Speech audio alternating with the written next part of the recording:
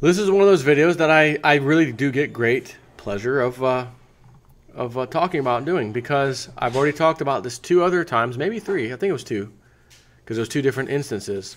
I don't remember the cities or states at this point, but they put a new plan in place that said, look, all you people who are receiving food stamps, welfare, etc., EBT, new policy is coming on such and such date in the next month or 2 on the 1st. And when that date comes, you're going to have to volunteer your time. You're going to have to work. It's easy. It's super easy volunteer type stuff. But you're going to have to do something in order to receive this. And it's only a few hours a month that you have to volunteer in order to receive these benefits. And it was something like 10,000 that were on benefits. And then when the first of the month hit, that number dropped down to 2,000 people who actually went in and worked and got the welfare. That means that 8,000 out of 10,000 didn't really need the money. Because if you're not willing to work, able-bodied people, then you don't freaking need it. So, Alabama. Sweet home Alabama. Just saw 85% drop in food stamp participation. 13 Alabama counties saw 85% drop in food stamp participation after work requirements restarted.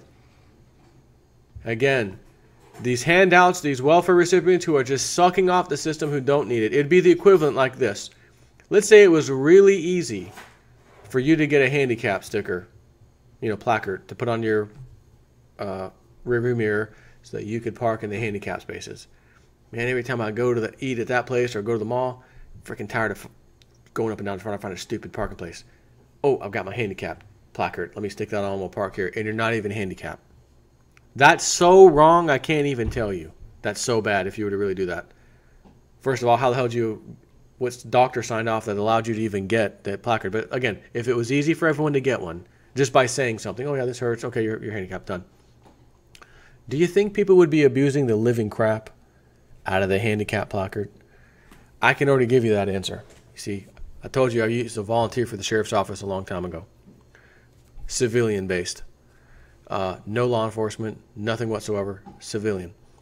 But we did have the opportunity, if we wanted to sign up for a special class to give us training, we could write parking tickets, people in the fire lane, handicap placards, pulling in there without them, they don't have it, And for the most part, we didn't really write tickets for fire lane. It's simply pull up, you can't park there, please move, All the Walmart supercenters, everyone pulls in.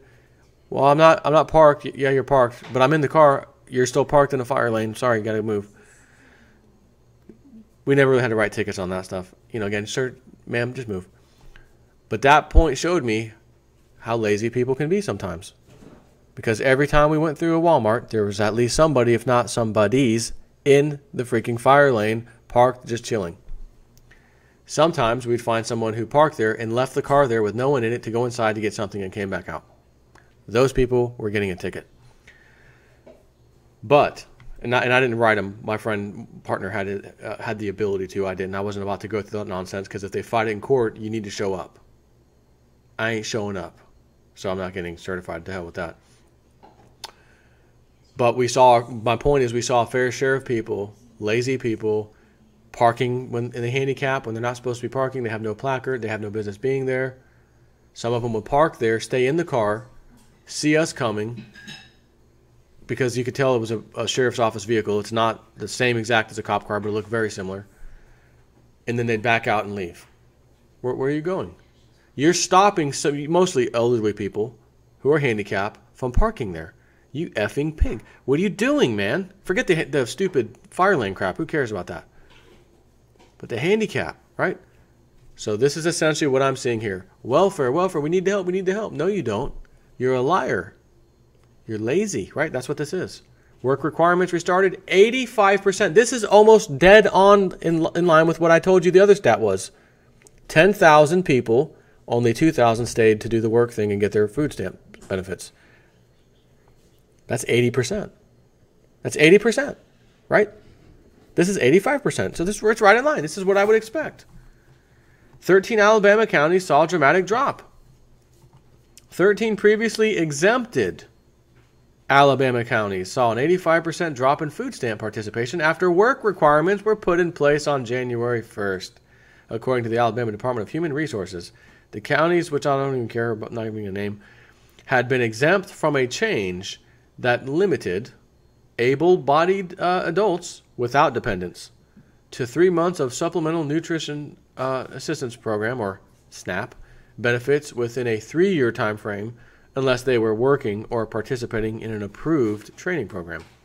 During the economic downturn of 2011 to 2013, several states, including Alabama, waived the SNAP work requirements in response to high unemployment. It was reinstituted for 54 counties on January 1st, 2016, and for the remaining 13 this year, 2017, January. As of April 2017, the highest jobless rate among the 13 previously excluded counties was in Wilcox County, which reported a state high unemployment rate of 11.7%, down more than 11 percentage points from the county's jobless rate for the same month of 2011. So that was 22.7% back in 2011. And do you think for 1 second, well, that's just a one-off, the rest of the country was fine? You know, we had 6, 5, and 4% unemployment rates. Now currently 4.3. It went down from 4.4, if you believe that horse crap. Ending the exemption has dramatically cut the number of SNAP recipients in the counties. As of January 1st, 2017, there were 13,663 able-bodied adults without dependents receiving food stamps statewide. That number has dropped to 7,483 by May 1st. Among the 13 counties, there were 5,538 adults ages 18 to 50 without dependents receiving food stamps as of January 1st. That number dropped to 831, a decline of about 85% by May 1st. Based on the trend, the number of able-bodied adults without dependents recipients for SNAP benefits is expected to continue to decline statewide and in the formerly 13 exempted counties, according to Alabama DHR spokesperson John Hardy.